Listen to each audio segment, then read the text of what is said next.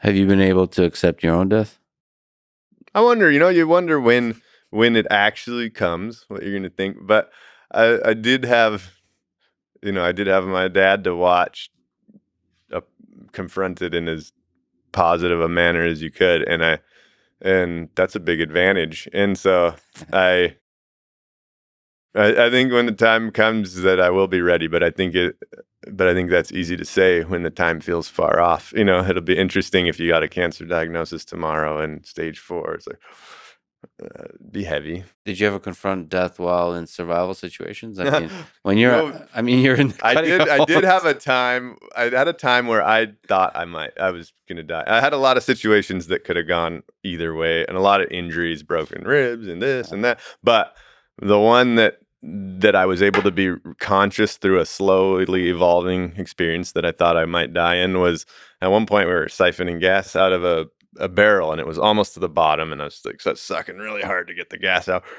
And then I didn't get the siphon going, so I like waited, and then while I was sitting there, Europe put a new canister on top and put the hose in, and didn't see, and so then I went to get another, siphon, and I went like sucked as hard as I could, and it just instantly like a bunch of gas filled my mouth, and I couldn't Oh, like wow. spit it out. I had to go like that, and I just full mouthful of gas that I just drank, and I was just like, oh, like what is that gonna do? And Wow. he and my friend were gonna go on this fishing trip, and so was I. And I was just like, "Oh, I might just stay." And I was in this little Russian village, and they're like, "All right, well."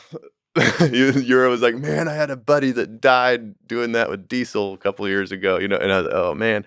And so anyway, I made my way to the hospital, and by then, you're really out of it and then and it was they put me in this little dark room. It almost sounds like unrealistic, but it is actually how it happened. They put me in a little room with a toilet, and they gave me a cold, galvanized bucket, and then like they just had a cold water faucet, and they're just like, just chug water and puke into the toilet and just flush your system as much as you can. But they only had a cold water faucet, so I was just sitting there like chug, chug, chug, chug until like you puke and chug until you puke, and I'm in the dark, and I was like started to shiver because I was so cold, but I just had to like still like get this thing up to me and chug until I puked. I was picturing, I remember reading, about the Japanese torture where they would put a hose in somebody and then make them drink Yeah. water until they puked.